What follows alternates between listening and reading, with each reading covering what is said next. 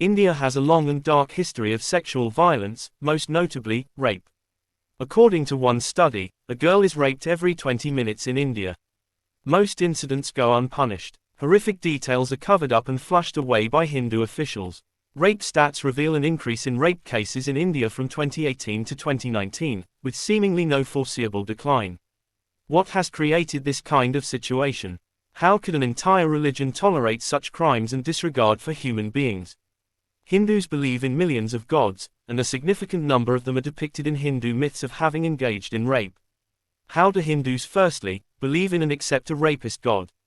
Secondly, how do they justify the horrific crimes of the rapist gods? Thirdly, how do they feel no sense of remorse or shame about the accounts of the rapist gods? Shockingly, a large percentage of Hindu men and women believe that rape is justified, and they cite the actions of Hindu gods to justify such behavior. Let's take a closer look at the Hindu rapist gods below and the Hindu texts that describe their rapist antics. Vishnu is said to have raped Tulsi, Vrinda, by assuming the guise of her husband. What can be more disgusting than a god raping a chaste lady? And much worse is the celebration of this rape as a festival. Yes, you heard that right. Hindus proudly celebrate the rape of Vrinda by Vishnu in a festival called Tulsi Viva.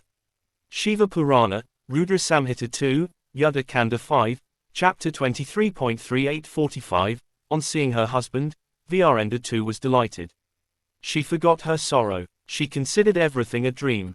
Delighted in the heart and with all the dormant passions kindled up, she sported with him for many days in the middle of that forest. Once at the end of the sexual intercourse she realized that it was Vishnu. Virendra rebuked him angrily and spoke thus. Virendra said, "Fie on this misdeed of Vishnu in outraging the modesty of another man's wife. I have now realized you as the wielder of illusion, appearing in the guise of an ascetic." Sanatkumara said, "O Vyasa," saying thus in great anger she showed her brilliant powers as a staunch chaste lady by cursing Vishnu. "O base foe of the deities, defiler of other people's virtue, O wicked one, take this curse from me, greater in force than all persons. The two persons whom you made to appear in front of me shall become Raksasis and abduct your wife.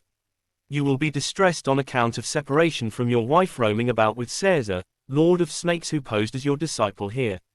You will seek the help of monkeys in the forest. If you think that such an act can't be done by a person like Indra, then you are absolutely wrong. Indra was very popular among gods and sages for ravishing others' wives, and had done this to Ahalya by assuming the form of her husband sage Gautama. Skanda Purana v.ie.136.216, there was a Brahmana named Gautama who was like another Brahma. He was endowed with truthfulness and piety. He was engrossed in the Vanaprastha stage of life. His blessed wife named Ahalya was very famous in all the three worlds as a woman endowed with beauty and prime of youth. Satakratu, Indra, the king of Devas, was infatuated by the exceptional beauty of Ahalya. The slayer of Bala, therefore, tempted her. "O beautiful lady of uncensored features, resort to me, the king of Devas, sport about with me. You shall be one honored in all the three worlds.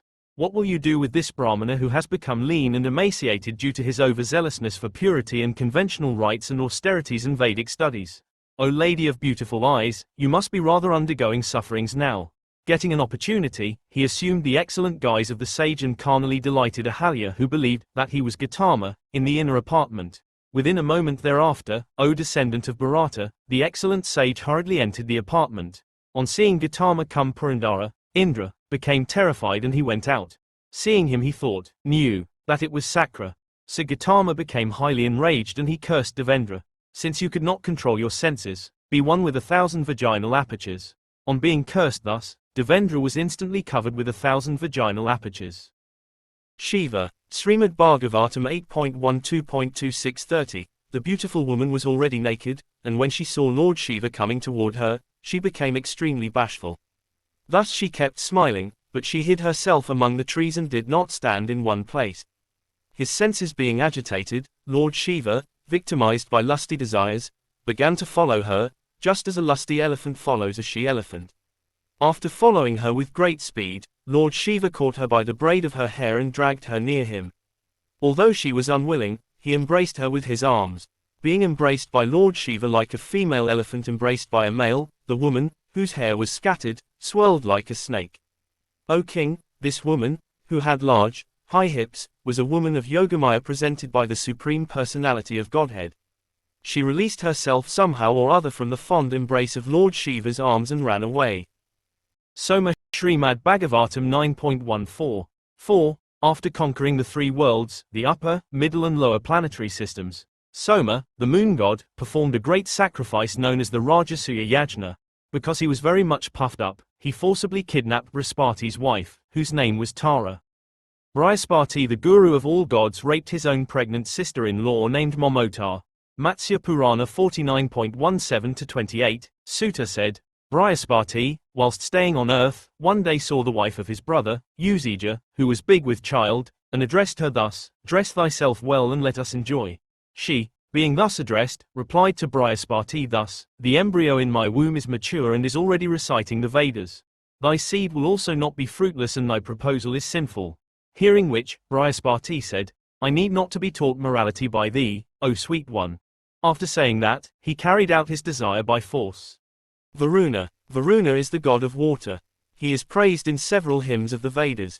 A story mentioned in the Mahabharata tells Varuna's rape of Bhadra, another wife of Utija. Mahabharata 13.154.1017. Hear now, O king, the story of Utija, who was born in the race of Angiras. The daughter of Soma, named Bhadra, came to be regarded as unrivaled in beauty. Her sire Soma regarded Utija to be the fittest of husbands for her. The handsome Varuna had, from a long time before, coveted the girl. Coming to the woods where Utija dwelt, Varuna stole away the girl when she had plunged into the Yamuna for a bath. Abducting her thus, the Lord of the Waters took her to his own abode. There, within that palace, the Lord of Waters, O king, sported with the damsel.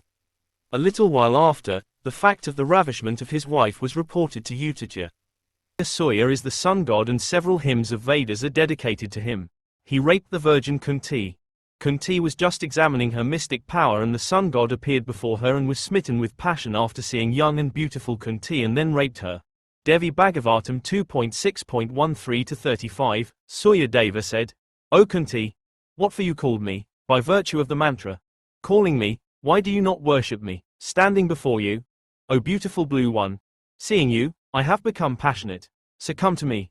By means of the mantra, you have made me your subservient, so take me for intercourse. Hearing this, Kunti said, O witness of all, O knower of Dharma, you know that I am a virgin girl. O Suvrata, I bow down to you. I am a family daughter, so do not speak ill to me.